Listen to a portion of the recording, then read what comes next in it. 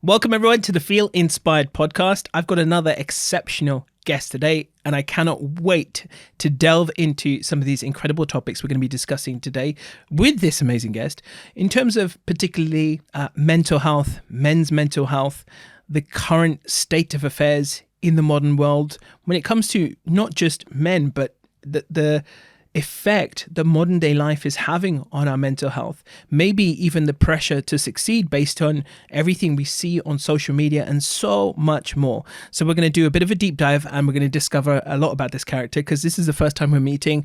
And as always, I very rarely ever ask my guests anything in advance because I want it to come here live on the podcast that we get to know each other. So first and foremost, welcome Naroop. Thank you. Pleasure to have you on the podcast. I have a tradition. Okay. I don't know if you've seen this. These are Spark Conversations cards. They are for dating. They're for whatever, wherever you want them, whether you want them on your own guests, on your own podcast, wherever. They're a pack of playing cards, and on each of the playing cards, there is a question. So I'm gonna make sure I shuffle these because last week my guest got a question that often comes up. I may need to pull that one out. It just seems to be one of those ones that seems to be quite prolific. So just tell me when to stop. Stop. Alrighty, let's see what question you have got. I'm getting old. I need my glasses. Oh God! If you were a dessert, which one would you be and why? Ooh, what a question. Firstly, I haven't got the biggest sweet tooth, but I would probably be maybe a strawberry cheesecake. Strawberry cheesecake. Yeah. So you got two layers there. You got the strawberry and then you got the cheese. Well, actually, you got three layers, right? The strawberry, the creaminess, plus the biscuity bit as well. Yeah. So nice. Would you say that exemplifies your character? Just thinking, I'm envisioning a strawberry cheesecake and the base is solid. So like in my life, the foundation's solid, but the man is fluid and soft and gentle. But, don't dig too deep. And don't take advantage of the softness because there is, the foundations are strong. So, and then the strawberries there is just a bit of flavor, the sweetness.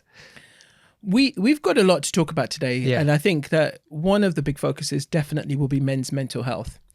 And I think it's something that it is being covered more, but I think it's not necessarily always being covered in the right way.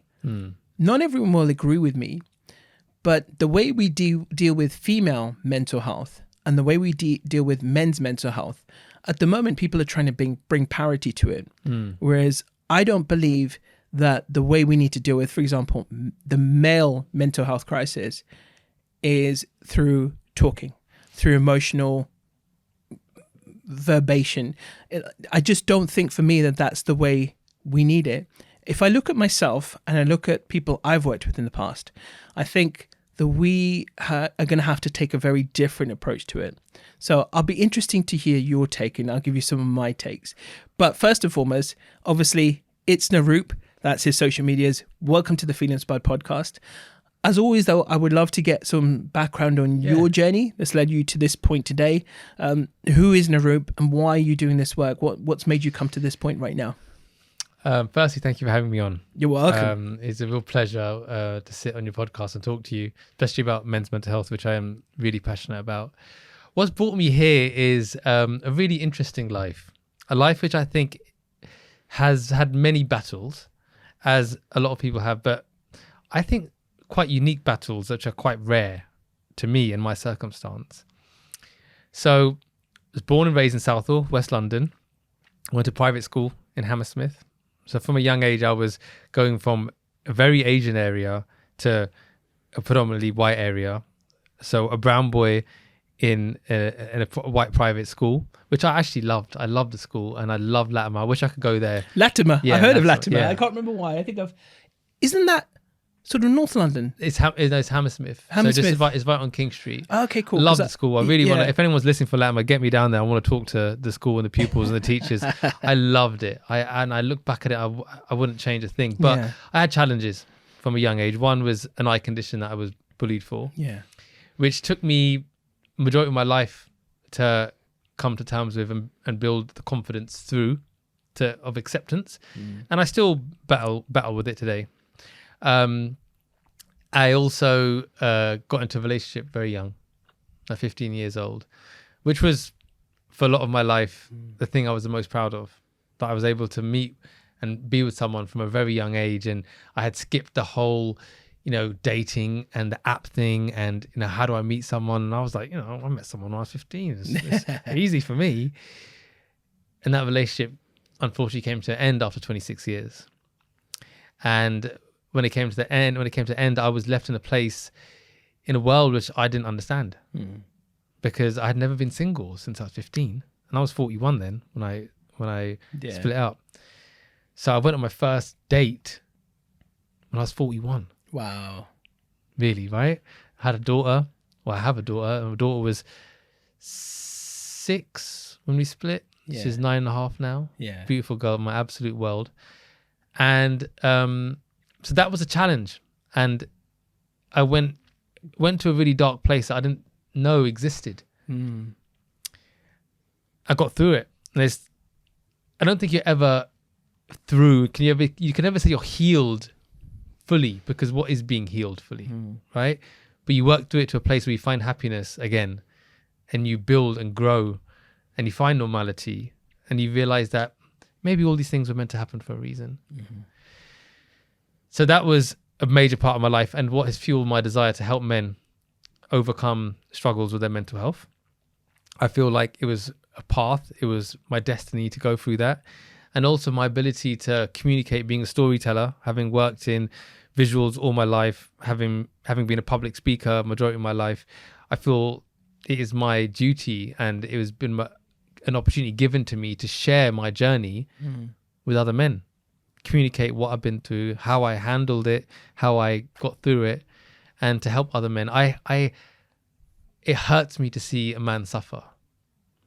It really hurts me. And I don't even have to know them. If I just meet him for the first time and I can see there's some things inside them, I feel an obligation to help.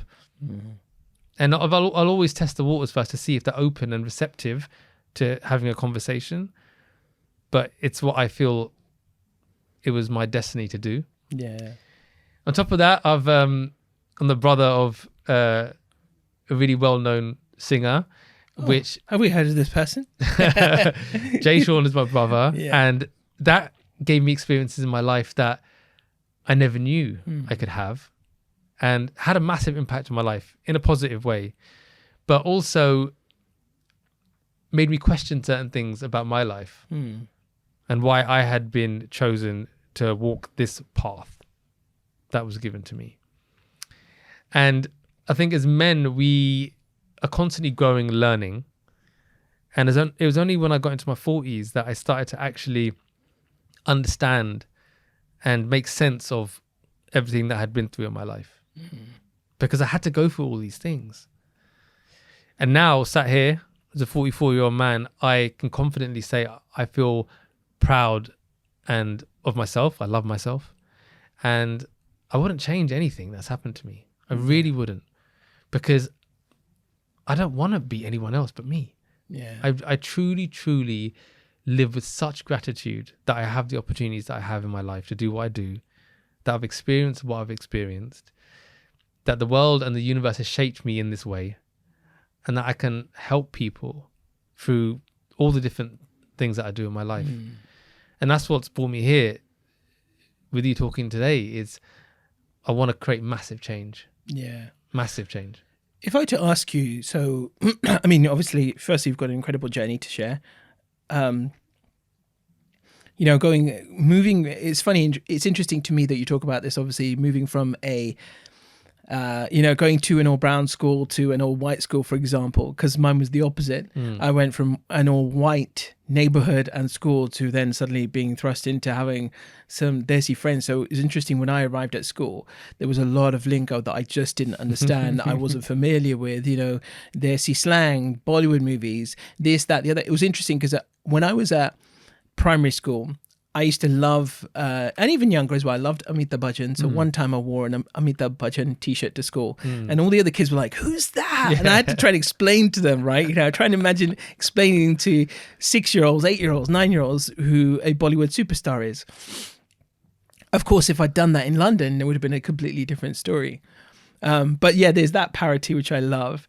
And of course, mentioning, the family, what you've been through in terms of marriage and who your brother is. And I'm sure that wasn't always easy as well, because it's not easy having, not necessarily sibling rivalry, but sibling competition that not necessarily comes from you, but comes from other people. Because I had a bit of that too.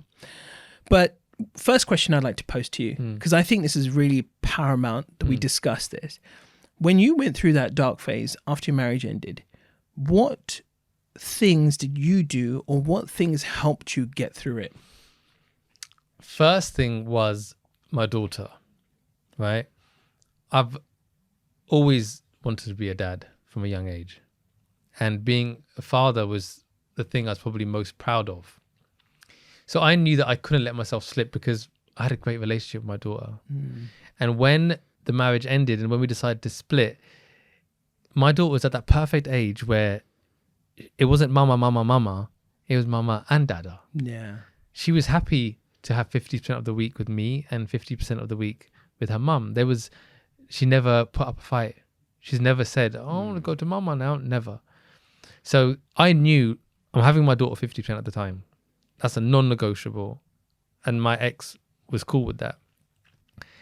So I had to be strong for her. So she became my central focus. So I said, what do I have to do to make sure I don't lose it all? And that meant focusing on me and rebuilding inside. And it wasn't easy. There were a lot of challenges, a lot of questions. A lot of the time I remember being at advertising agencies when I was doing a talk, and all of a sudden something would make me think of my past and the relationship, and I would lose track of where I am and what I'm meant to be doing, and I would just go off, and I'm stood there in front of 100 people on stage, and I'm like, what am I actually meant to be talking about right now? Because it was so difficult. But what helped me through that was, one, like I said, focusing on my daughter, but realizing that this can't be the one thing that defines me and changes my life and derails me. I have to find the positives in this. What can I find that's going to strengthen me in this moment? And that was making me understand that this had to happen to me. I have to become stronger. I have to push and challenge myself. What was the challenges? Okay, you're going to have to meet another woman at some stage, Naroop, right? Let's go on a date. Just go and see what happens, right? And so I forced myself, even though I didn't feel like it. Yeah. I wasn't ready. I didn't feel like it. I had to do it, because if I built up a wall and a fear against the unknown, I would never be able to break that wall down. So I stepped over the wall before the brick was even laid. I'm moving. I'm not letting these barriers be built up around me. So I put myself in situations that I knew would challenge me and I'd be uncomfortable in, and realized there's nothing to fear here. I can do this. And the more I did that, the stronger I became. And I would actively seek out the hardest things to do. And one thing I never really was the guy that would always chat all the time, not the guy who would chat to the stranger. I never really used to do that, because I work in visuals and I was, always a creative, and I was doing the work. My business partner would be the guy who would be going out and holding a lot of the meetings and more of the networking side. I was the doer. I wanted to do the creative. Then I was like, no, this needs to change. I'm going to start talking to everybody. Any opportunity in the lift, at Tesco's, paying for the food. All right, how you doing? Crack a little joke. The more I did that, now you can't keep me shut. Like, keep my mouth shut. I just chat all the time. My wife would say the same thing about me as well. Oh, please shut up. You're always talking. But I love it, dude, because I love talking to people. Yeah. My wife is a talker as well, and when she was a kid, her parents had a little nickname for her, and it was BT, because I don't know if you remember the old BT ads where it says it's good to talk. And she would always talk, and so yeah, I think it's good to talk. I loved it, and I love it now.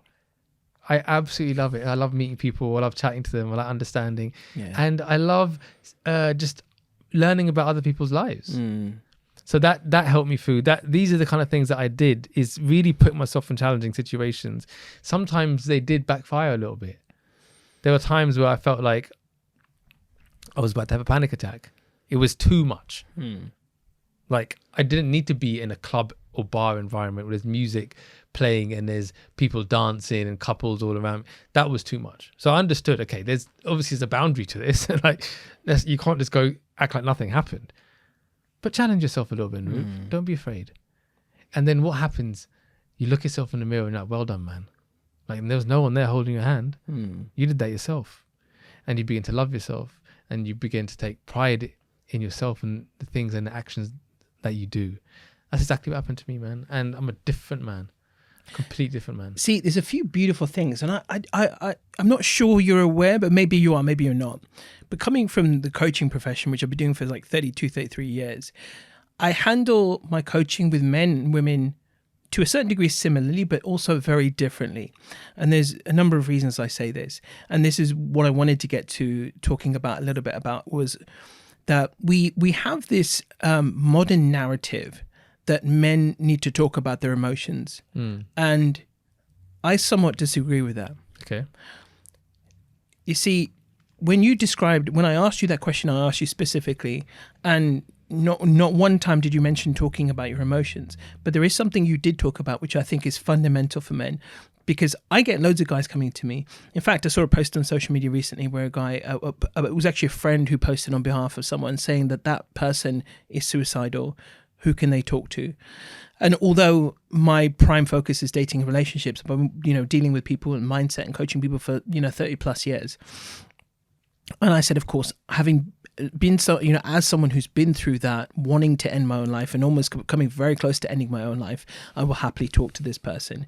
I had someone recently come to me, a gentleman, and he was struggling with a woman who wasn't reciprocating. It'd been a long-term relationship, and I coached him through it, but I gave him a very different focus. And so what you were saying and what I say is that men need a purpose bigger than themselves.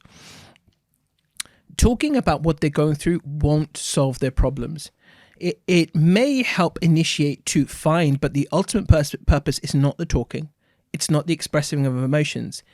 It is finding out what he would like his purpose to be, even if he doesn't know, even starting off with this very simple purpose, a problem to solve, something bigger than you, that your daughter, for example. For me, when I went through a particularly dark time back in 2014, it was delving myself into solving other people's problems and again, making that purpose bigger than myself and focusing on that. And that did wonders for me. It took me a few months to get to the point of healing. And then, 7, 8, 9 months later, I was back up there, living my life, enjoying myself, living my best life as best as is possible. But I just think that the simple understanding that what men need the most is a form of utility and purpose. If they feel needed, if they feel useful, that they can contribute something, and they have a purpose that's bigger than themselves, they don't need to sit there articulating their emotions. They don't necessarily need to process their emotions. All of that will happen as a result of that. Would you agree? Okay, so I agree to a lot of that, but what I would say is I did talk to 3 people, right? My brother and 2 of my best mates, because there were certain questions that I needed to ask, and I needed someone just to sit there and listen to what I had to say. And they were so close to me and they didn't judge me, that I felt comfortable doing that. So that was helpful for me, because I didn't understand what had happened. I didn't understand this world I was now living in. So I needed guidance. So they were there to listen to me and answer questions and reassure me that the world's not going to end. And I did express emotion to them, but that in itself would not have been enough. Yeah. Okay. And I actually watched a video while I was going through that time, and this guy said to deal with trauma is you need progression. Find something to work towards. And it's not about actually achieving that goal. It's progression towards it. Is knowing you're making and taking steps towards it. And that was helpful. Progress over perfection. Yeah. So that was really helpful. What I find with men is not everyone's going to chat. Now, I'm so open, probably too open. I cry, at anything. And I'm not ashamed of that. That's who I am. Yeah. Right? Not all men are going to do that. And I know if I'm talking to a man that they're not going to be open with me, but I need to find a way to create some sort of relationship with them. And that is usually by doing something, working on something together, building that trust, right? Letting them know I'm a friend. And then from there, I can start asking little questions. And I find what helps, and this is not me blowing my trumpet or being egotistical, is I have to be the inspiration to that man, right? To show that you can come out the other end. One of the things I think is really important is taking care of your self-image. I think as a man, you should look yourself in the mirror and be proud of the man you see every morning. And I take great pride in making sure when I look at myself, I'm like, yeah, Naroop, you're the best you could be. You're giving yourself 100%, training 4 times a week, making sure that I get my hair cut regularly, making sure I groom my beard. I don't let myself just look like I haven't taken care of myself. Unkempt, right? Yeah. So I say to men, take pride in your appearance, not for anyone else, for you. Because if you lose self-respect, everything goes. Everything goes. Yeah. And those are the kind of things. So conversations, I think, are going to be limited because sometimes men just won't open up. The more you can talk, do it. Find someone, but that person has to be someone you trust. Someone who's not going to make you feel worse. Someone who's not going to be like a brick wall who, when you say to them, dude, I'm really hurting, they're going to be like, well, yeah, really? Like, that's going to cause bad feedback for you, and you're going to actually probably go in the other direction and close up more. But if you can find a couple of people who all they need to do is listen, I think that does really help. But work has to be done too. Yeah. Because if it is just conversations and you're pouring your heart out and you're saying, I feel like crap and I'm depressed. Okay, dude, I can understand it. And, it's a difficult time. What are we going to do about this? What can we do to start making you feel good about yourself? Let's take some action towards that. And we're all action-based, aren't we, men? We want to solve problems. Let's do something. Let's do something that someone is going to look at you and say, dude, man, like you've killed it, whatever it could be. Like you're looking in great shape, or you've become a really good cook, or the posts you're putting on Instagram about whatever you're really interested in are really inspiring. Something that's going to make you feel good, that you're having impact. Do that thing. Don't sit there and think about it. Do it. That, I think, creates massive change. That creates purpose. Yeah. This is what I talk about so often, that women need empathy to heal. Men, and that is almost, these are the universal opposites. You've got empathy and being, action and doing for men. And those are our yin and yang. We need that ability to do. Like for me, when I'm struggling or have struggled in the past, and even when I think further back, so my first experiences of anyone going into therapy were my brother and my dad. They were both struggling, and for some reason, I can't remember why, they went into therapy together. We're talking many years ago, this was just back when in the UK especially, it was just one of those things still very taboo, not talked about. It helped them a little bit to go down a spiritual path. My brother, it helped a little bit, but then he had other major mental health conditions. Same with my dad. And when my dad, I remember years later, went into some kind of, speak to some kind of counselor, therapist. Ironically, the therapist said, speak to your son. He was talking about me, right? So I'm the youngest of my siblings. I've got 4 older brothers. I had a sister. She's no longer with us. But the therapist ironically said, speak to your son. It sounds like he's got his head screwed on his shoulders. Wow. But at that time, I wasn't as well equipped as I am now. So I think my dad didn't take that advice quite well, and he took it quite poorly at the time. But it was more action based. But those are my first experiences. And then, of course, since then, it's been hundreds of thousands of guys who've come to me for help for various things, primarily dating. But it hasn't just been that. But it has been a case of looking at what is bigger than them, a purpose that they can find that's bigger than them, and then working towards it slowly, steadily, but shifting away from that you ruminating on that same problem over and over again, or what has happened, or why did this happen, and getting into those crazy pointless vicious cycles of thought, and instead focusing and tuning that energy to something. Do you know what? And that table's a bit wonky. I need to fix that table. Let me fix that table. Let me do something that's just a little bit outside of myself, bigger than myself, that gives me that sense of purpose and achievement, utility, feeling useful. And that usually is the first couple of steps to get someone feeling. Well, fatherhood in of itself, man. Oh God, I can imagine. Yeah, is the greatest. Yeah. I don't have kids, but I have a dog, and I treat it as like it is my child. He is my baby. Yeah, I mean, I always say this, that men, we're like big babies. We have to have something to live for. Yeah, it can't be just ourselves. Otherwise, we'd literally just, if you drink, we'd literally just be hungover or just eat pizza and play video games. There has to be a purpose. What is your reason for being?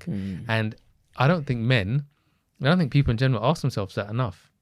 I really don't. I don't think people don't have enough conversations with themselves. Yeah. What is it I really want to do? Yeah. What really gets me excited? What do I want to do to create change?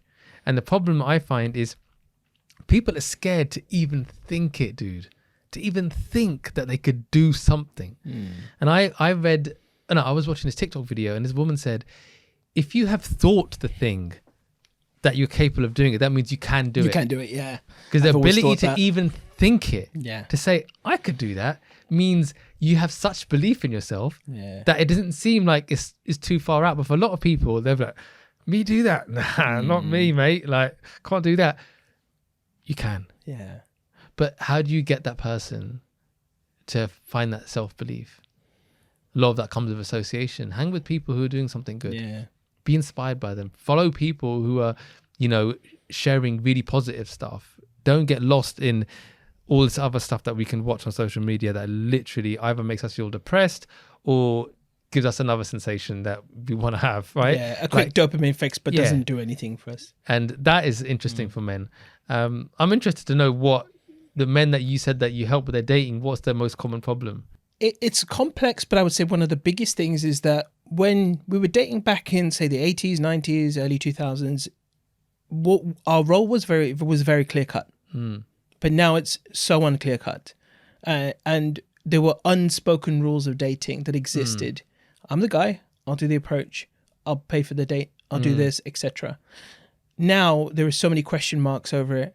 Do I pay? Do I not pay? Will she think I'm overbearing, like going too far? Maybe stealing away her independence. There's about a million thoughts that crosses a guy's mind in this day and age, and rightly so, because they do face a lot of that. And I think because no one has guided them otherwise, I'm showing them, go back to that route. Everything will work okay. Very little will go wrong if you go back to that route. And just, the world is so full of cliches, but it's the only way to fill it. Go back to your baseline alpha. There's another term that's quite common, sigma. And, again, this is just words, vernacular that we throw out there that sounds nice, but ultimately we all know what it means for us, right? Confidence is a bit of one of those misnomers. When women say they weren't looking for a confident guy, I'm like, what does that even mean, right? Because confidence to me is more of a skill. I'm not confident if I go play tennis today with Rafael Nadal. I'm not going to be that confident. Train me up 100 days, maybe I'll feel a little bit more confident. It comes from skill, repetition, doing it over and over again. What I would describe it more as is that esteem. If I see someone who, for example, when I was dating, I had loads of hang-ups about myself in terms of my weight, my look, etc. Why would a woman go for me when she could go for Jay Sean, for example? It took me a long time to erase that by filling myself with esteem, realizing that I have so much to offer and that actually I'm already filling this scenario with a perception that doesn't really exist. If I just approach that beautiful woman who traditionally I may have thought is out of my league, but I approach her and I just go have a conversation. Hi, my name's Amit. My problem is that, in life, women just all want me for my gorgeous body, but I'm looking for a woman who can accept me, the beautiful soul inside, just having a bit of a laugh, a bit of a play, having some fun. I ran a dating masterclass on last weekend, and I was doing some of these examples with people and showing the guys as well as an example ways to approach or just have a conversation and just be natural and feel yourself. But again, that initial, it may take time. Those nerves are still going to be there. The facade is going to be there. But I think the biggest thing right now is because women have had 20 plus years to accelerate themselves. Men are going to find themselves in that position right now. They're finding their new place.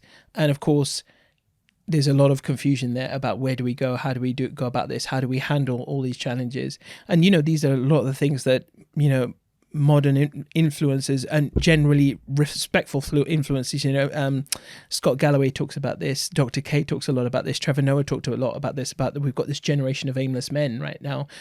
And when you look at even just that term, aimless, what is its opposite? It's usually purpose.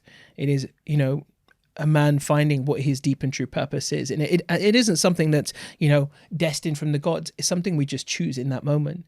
What can I make my purpose right now? What can I choose to focus on that's greater than me, that will give me a sense of utility, usefulness, a fulfillment by doing it?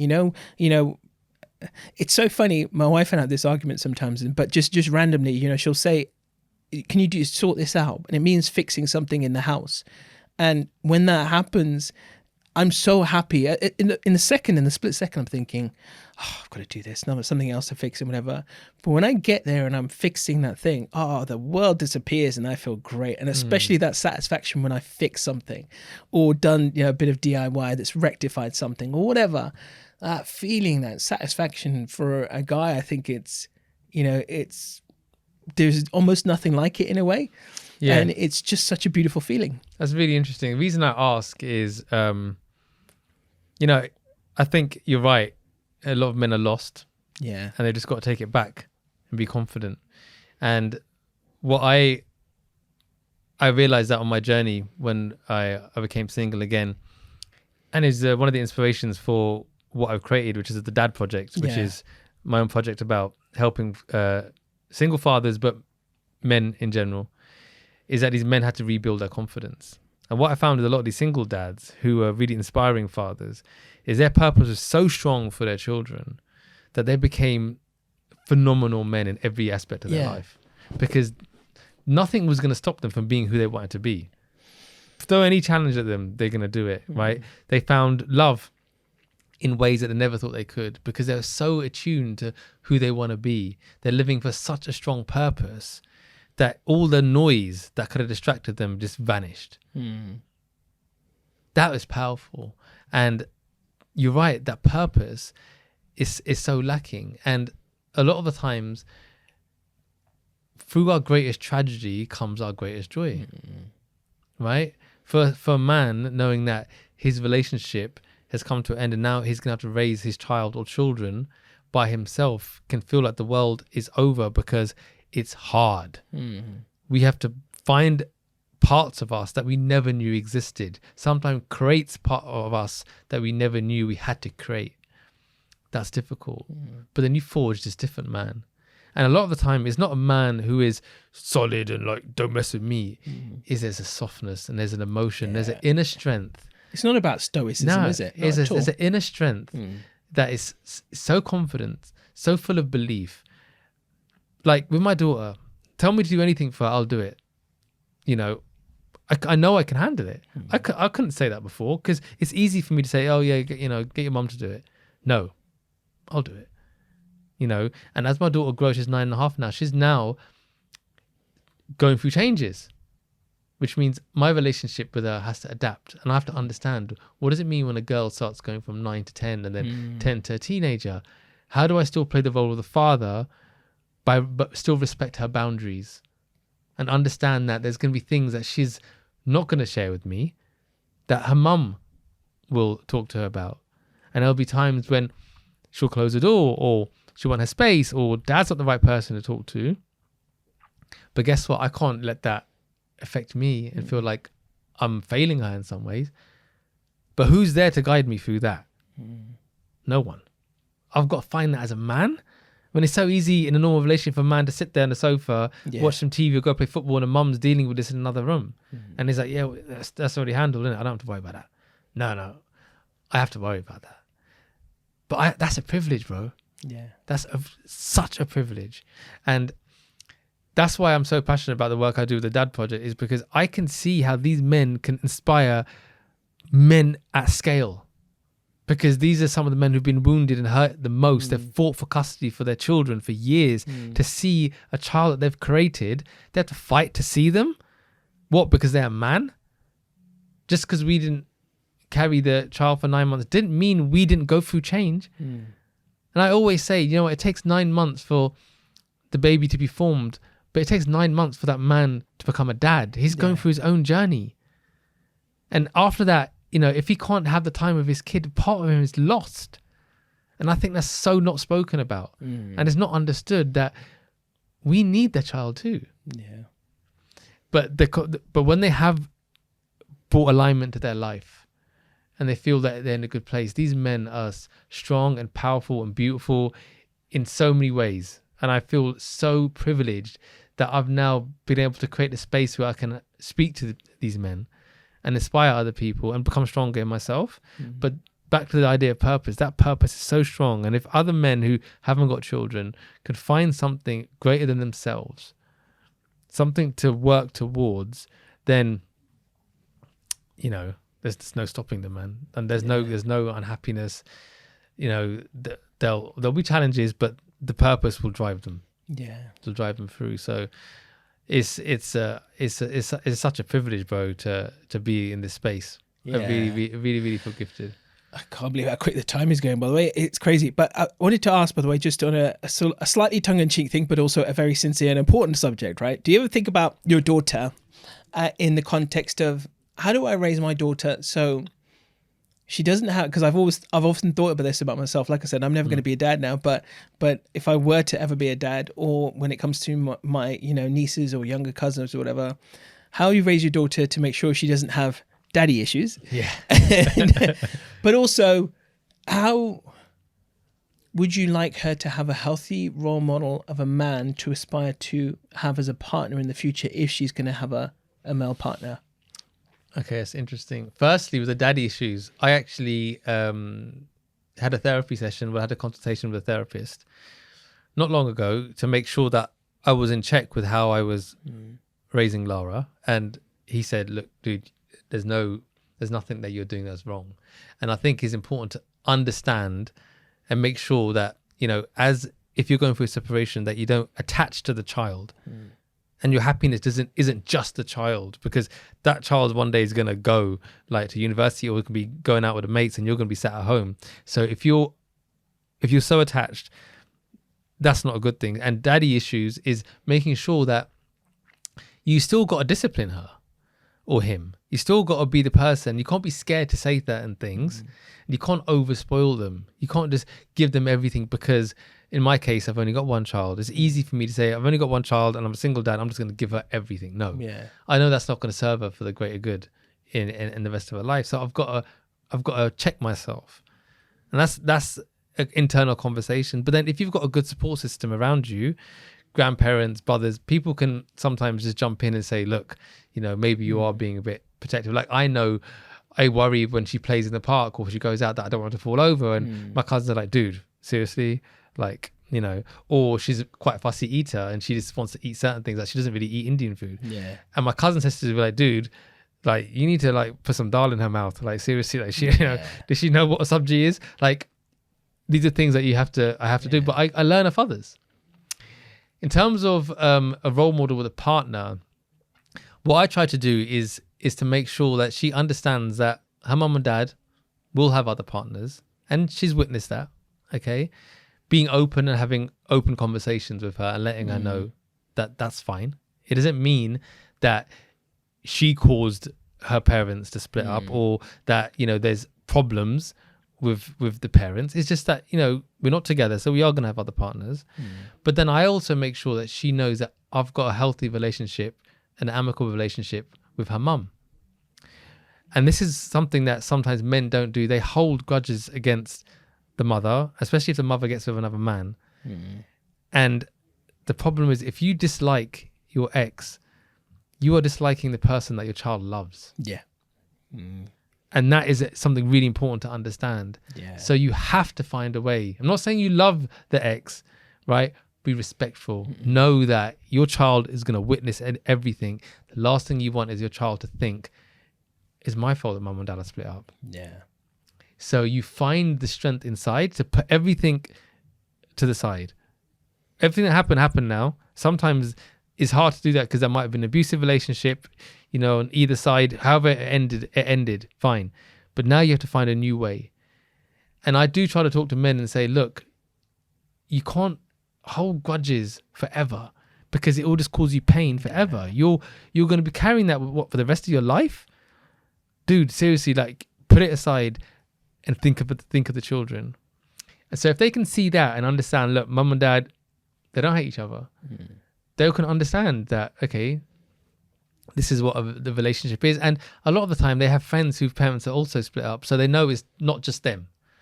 They can understand that, oh yeah, my mates, my other girl in the class, her parents are divorced. And in my daughter's class, there's at least 6 or 7 parents are not together. So it's not uncommon. It's happening more than ever. And it's around us. Yeah. So I think that's what I try to do to her, to give her examples, to make sure that she has a healthy understanding on a role model of what a man has to be like. And then obviously making sure that she knows she's loved. Nice. And that's what I do. I know it's obviously going to be your brother, but if you need a third man, when she first brings her first ever boyfriend home for prom or whatever, and you want to do that bad boys moment, with the shotgun, the Reggie moment, whatever, I'll be there with you boys. Don't worry, trust man. me, I've got friends lined up for that already, man. I'm sure. I don't want to sound like I'm old fashioned, but that is something that all fathers think is like. There was another movie that had a scene like that. I don't know if it was Den of Thieves or something else, but it was one of the ones with 50 Cent, and they bring the young man into the garage, and there's a whole bunch of guys there. And I'm like, God, that would be scary as hell. That's really fun. That's another challenge. But, that's another conversation for another day.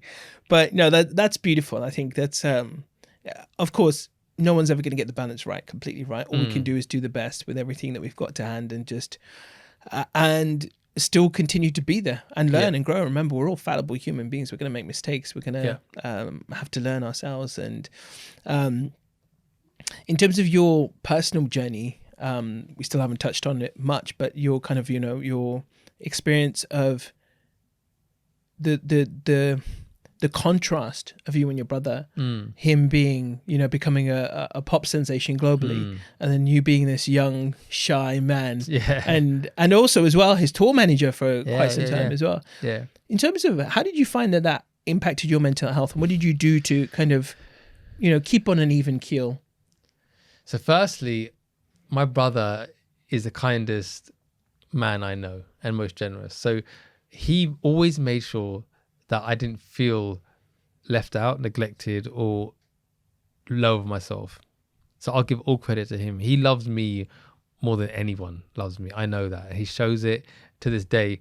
I'm only a year and a half younger than him, and he treats me like a baby. He really does. Mm-hmm. And so he made sure, firstly, that I didn't. But I had to process stuff myself, right?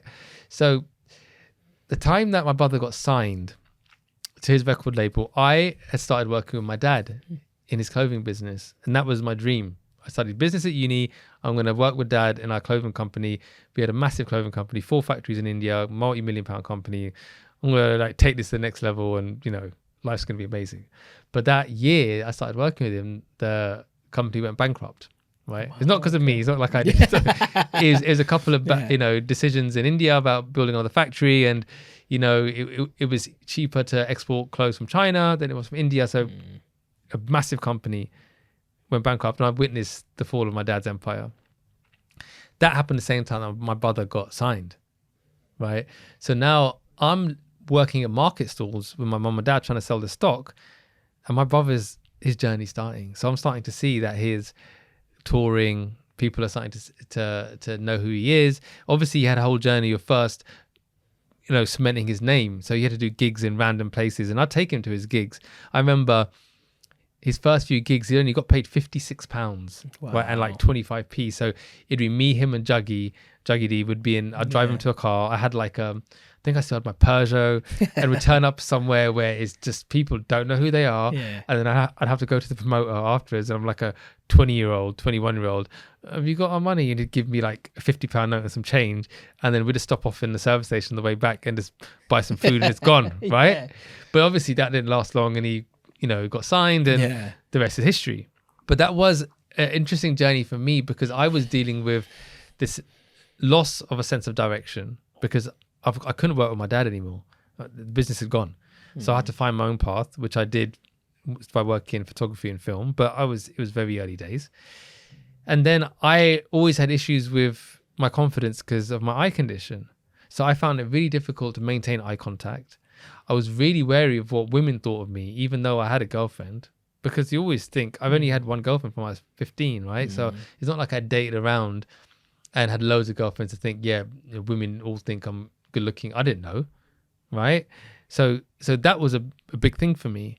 And so seeing him being adored and me too nervous to even go and say hello to a girl who stood on the side, it was a big difference, massive contrast. And it's something I had to work through, man. It's something I had to work through, and I don't think I nailed it for many, many years. I'd always be the person who'd be a bit quiet, who'd stay behind the camera. It was easy for me to hold a camera because I didn't have to really talk much, and I could, use it as an obstacle or something to distract people. I would never go and instigate a conversation, and I would never go up to a woman, even if it's just in a friendly way, to ask a question for something like, what time does Jay need to go on stage? I didn't have the confidence.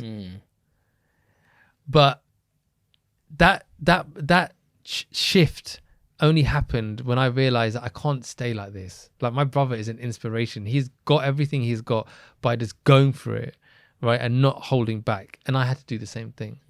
I had to put everything aside and think, Naroop, if you waste your opportunities now, they'll never come back to you. And just as I did when I first started dating again, right, and the challenges I faced of being a single dad, I did that with my eye and my confidence. I forced myself, keep eye contact, don't look away. Even if someone starts looking between your eyes or looks over their shoulder because they think you're looking at someone behind them, keep eye contact. Be brave, be strong. I had to do that for a bit, and then you work through it. But seeing my brother and his success showed me what is possible. I remember when he took me shopping once, and he's buying all these clothes, and he's just taking them off the rack and just holding them. I'm like, he's not even looking at the label. Like, I'm like, dude, do you have his cost? He goes, it doesn't matter, whatever. And I was like, wow. Wow. That is something. Because for me, the first thing I do is look at it. I like it. How much does it cost? Oh, no. £45 for a shirt. Nah, I ain't 45? You got money? £10, yeah. I ain't paying that. So that was nice. Yeah. And seeing his lifestyle, flying business class when I toured with him, dude, it just exposed me to a world I never knew. And there's me in tracksuit bottom, sat there in like Emirates business class, like, hello, yeah, I love the champagne, thank you very much. Like, am I going to get that myself? So when I stopped tour managing him when I was around 27, 28, and I had to start turning right instead of left on the plane, that was a shift. I'm like, very back in economy now. If you've got the champagne, no, we don't serve you back here. Like, it's just, but it's beautiful memories, man. Even being with Juggy and Rishi, like, oh man, just so privileged. Went all around the world, Africa, Asia, Europe. I wouldn't change that. Wouldn't change that. But, my brother is, the reason why he's lasted so long in his career is because he's a good man. Yeah. He's a good man. And he hasn't lost sight of who he is. He hasn't got any false sense of grandeur. He knows that this can all go in an instant. He never takes anything for granted. Humble, kind, generous. I know everyone speaks highly of their siblings, but he really is all those things. Yeah. I've witnessed it. And there's a reason why he stayed in the game for 20-something years. Yeah. And the reason why he's the world's biggest Indian pop star, because he's a good man. And those fundamentals don't change. Yeah. Absolutely. That's incredible. I love that. A lot of journeys, man. A lot. Sometimes I wish I could go back to it, man. Just because I can imagine how much fun it was being, because I did a little bit. Obviously, I'm still on Sunrise Radio and stuff, and I still do all of that kind of stuff to a certain degree. But where I see certain updates, and you mentioned him earlier. Juggy is another one I see, who's going through his own personal challenge right now with the alcohol, and obviously I know he's got into doing his fasting and looking after his health and maintaining himself, because I know at one point it got pretty bad. So again, he gave himself a purpose and a purpose bigger than himself, and now he's on the straight and narrow, and he knows he's still it could fall off at any time, but he's gonna stick to it, do whatever he needs to do, go to his AA meetings, etc. And so, but it's that idea that he's given himself something, a purpose. When my wife, it's funny actually, my wife asked me last night, she goes, we're talking about my marathon training. She asked me, she said, why are you doing this? If it's hurting you so much, why are you doing it? And I said to her, because I still can, for one. Two, if I don't, I lose that purpose, and I know myself well enough to know that I will get complacent. This gives me something to focus on. When I have something to focus on, no matter how crazy it is that I'm doing this for the fourth time, and now at 48, it feels harder this year than it did last year. Last year felt quite easy by comparison. It feels a lot harder this year. But I'm doing it for that reason, and it's giving me something outside of myself to focus on. So I'm not thinking about my knees hurting today, my shoulders hurting today, or you know what, I don't feel like training today. No, it's a purpose bigger than myself, because last year I did it for Akash, who's my brother-in-law who passed away, just the tender age of 40 years old. And I only had 6 weeks to prepare to raise money for the charity that looked after him, Marsden Charity, and I just went ahead and did it. This year I'm doing it for my brother who's got young onset Alzheimer's. And I thought, okay, if I can use my body to raise for a good cause and bring attention to that cause, but also just do it with my brother in mind, that's going to keep me going. That's what I'll remember as I'm running. Because if I'm doing it for myself, there's nothing really there as such to drive me. But if it's bigger, I also think the fact that it hurts is why you should do it. Yeah. I said that to my wife as well. I do it because, one, I can, and I do it because it hurts, because it keeps me strong. And whenever things come my way, and of which it happens every single day doing the line of work that I do, there's challenge day in, day out. Last year we had one of the most difficult years of our lives, but it was so incredible that we managed to hold it together. And not only did I hold it together, we held each other together. But, I'm still there supporting people, coaching people when we've gone through multiple bereavements. My brother in hospital, my dad struggling, my other brother going through something really terrible, and 100 other things going on at the same time. And yet I still had to be there to help all my clients, to uplift them, to not waver in the slightest when I'm in there, sitting there with them, coaching them, that they don't get to see what I'm going through, but I'm focused on them and helping uplift them. That was one of the toughest years of our lives, and we've been through some shitstorms, but it kept me going. That bigger thought, that bigger purpose allowed me to continue. And it's one of the reasons why I'm still sitting here on this couch today. I could have given up. I could have easily faltered and just thought, you know what, I can't take it anymore. I'm just going to get into bed and forget, just hope for the best. But no, I'm going to make the best. I love that. I think that's really powerful. I think a lot of people can learn something from that. I don't know if you know about life path numbers. Are you familiar with any numerology and stuff? Yeah, I am. Yeah. Well, a friend of mine, when I was telling him about my challenges early on, he said, "What's a life path number?" I'm like, "Dude, how am I meant to know that?" Yeah. Right? And apparently, you got to add up your birthday and year. And he goes, "You're 7, bro." I'm like, "Am I?" And he goes, "Warrior's path." Yeah. I'm like, "Really?" He goes, "You're born to face obstacles." Yeah. He goes, "Don't shy away from them. These battles, they are there for you to make you stronger." And it's often said, and you'll see quotes on Instagram, the tough times make you, the good times don't. But it's true. It's true, man. If you look back at life, you think, what did I learn from that? So when something comes, I always think, ask the universe, why has this happened? What is my learning? And you will find something, and you will find positivity through it. You have to do that. And people don't do that. And I always tell men, especially when you're going through something, ask yourself, why am I going through this? What am I learning from this? And when you focus on the learning, Then you realize that actually it wasn't that bad, because what is good or bad? Good or bad is a perception, is what we tell ourselves. Yeah. Something bad can easily be turned to something good if you perceive it in a different way. Like it's changing that question ever so slightly. So instead of saying, and doing this with really a strong heart and a whole heart, and just saying, instead of saying, why is this happening to me? Why is this happening for me? Yep. And being able to then try and find the blessing in whatever is going on. And Yeah. it's hard to do. It's easy, very easy. Like I said, it's modern day cliches. We see it so much everywhere, but being able to apply it, and this is one of the things I say to people as a master lesson of life, being able to apply what we know. Knowing is one thing, but being able to apply it in the heat of the moment when everything possible is going wrong, that's when you grow. Do you know something? You're right. And something I did, and I do, that's really powerful but so simple, has really made a profound impact on my life, is your internal dialogue with the universe, right? Yeah. And what I do is, whenever I think something and I think something's going bad or there's a challenge, I say, hello, friend, to the universe. Thank you, friend.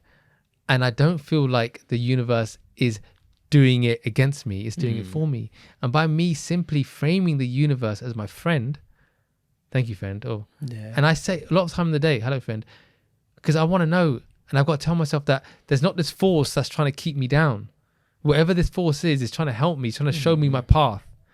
If I treat it like a friend, I won't feel scared of it. I won't feel like it's attacking me, but I will be open to it and say, okay, show me what I need to see here.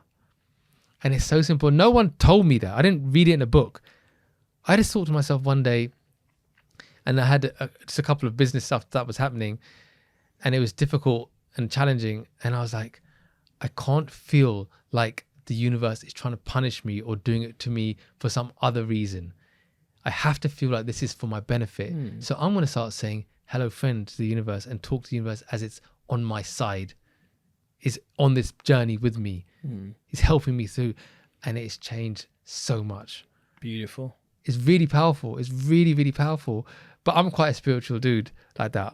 That's one of the other things that's changed after my separation is like, I look for signs and I believe in the best. I believe that the universe is working for me, not against me. You almost can't help but go down that path when you're challenged, right? Because you realize you're not going to find the answers. You're not going to find the solution just looking at the world as it is, but looking at a grander scale to God, the cosmic, quantum, beyond, multiversal, spiritual, every single facet and of, existence and life. And then that's where you're going to find the answers when you delve deeper. What's one thing that we haven't talked about today when it concerns mental health and men's mental health that you think needs to be a message shared? I think that men need to find their tribe, right? They shouldn't feel guilty if they're going through something difficult, and they should actively find their people that they can talk to. And the reason I say this is that I recently had a phone call from someone I've only met twice at dinners. I wouldn't even call them like a solid friend. I've met them and I know them. And the person reached out to me on Instagram. He was going through some challenges. I said, Naroop, I'd love to speak to you about this. And that showed to me that that guy didn't have the people to talk to. But I felt so blessed that he was open up to me. And why did he? Because I'm actively on my social media putting out so much stuff, just saying, look, I want to help men. I'm creating a whole organization to help men. But I think you should find your tribe, your people. It might be one person. Find that person. Because you're going to have, as men, different types of mates. There's mates to go out with, there's mates to play football with, there's mates you can sit down and have a deep conversation with. And those mates are quite rare, I'll be honest. I'm quite privileged. I've got quite a few of them now because I do this line of work, and I know what kind of man I form close relationships and friendships with. They're men who are similar to me and see the world the way I see it. Other men don't, and that's great, that's fine. But I'm never going to go deep. I'm not going to form that super tight friendship bond. But I had to find those people. And it was by shifting my mindset, understanding and looking and feeling, who do I feel safe with? Who can I open up with? Who do I feel secure in sharing my emotions with? And a lot of time men don't do that. And if they do, they feel like they're maybe, wimping out, that they're not strong, and that's not true. Yeah. So I wish men would do that. And if they need someone, hit me on Instagram. Honestly, really. On that note, tell everyone how they can reach out to you, so, whether it's the Dad Project or your personal Instagram. So my personal Instagram is It's Naroop on TikTok and Instagram.